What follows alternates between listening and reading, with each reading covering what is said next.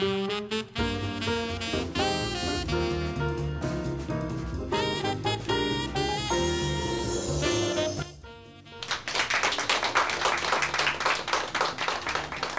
right into this beautiful kitchen at the Maytag store in Turkey Creek. Folks, I dream about this kitchen. At night, it is so wonderful. This great store, we'll talk more about that as we go along. We're gonna cook. And we're gonna cook things that my mama taught me to cook, because it is, after all, Mother's Day.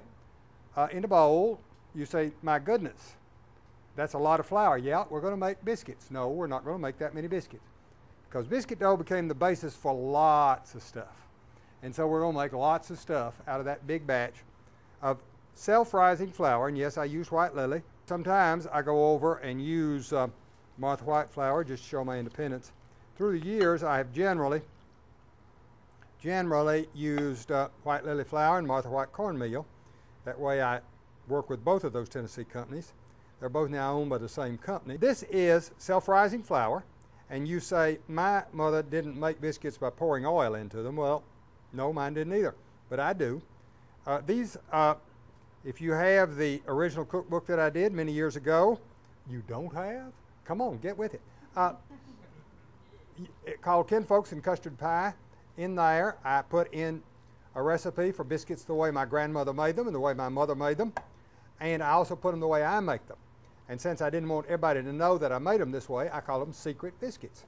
And so this is secret biscuits. For 2 cups of self-rising flour, I put in between 1/4 and 1/3 cup of cooking oil. I happen to be using canola oil these days because it seems to work better for me.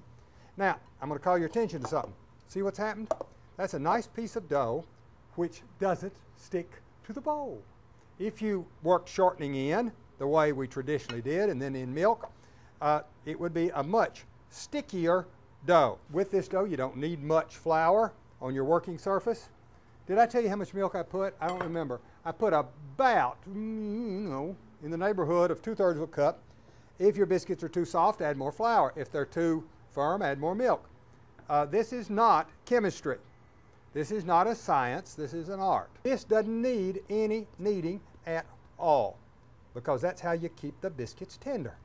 And should I roll them with this nice rolling pin I have here? Make you feel better? I'll be glad to. I wouldn't if I were doing it at home. And you want them about 1/2 inch thick. I'm going to make them smaller today because we've got quite a few people that eat biscuits.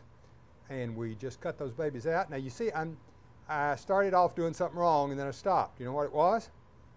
I was turning the cutter. You don't turn the cutter when you cut biscuits this way, because if you do, you seal the edge of the biscuit a little and it doesn't rise as high. I learned that from the folks at White Lily. Now I'm going to tell you a secret.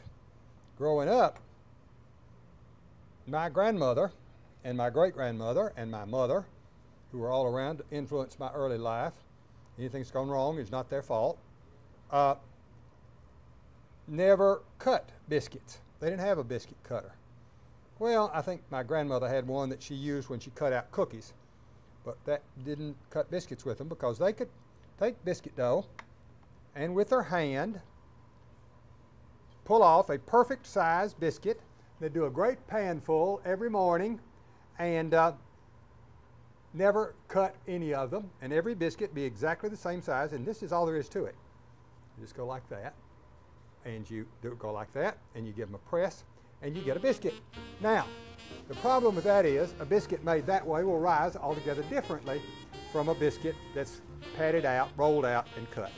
Now you see, that's all there is to biscuits. Now, you say, what in the world are you going to do with all the rest of that dough? Stick with us. We'll show you what we're going to do with all of it.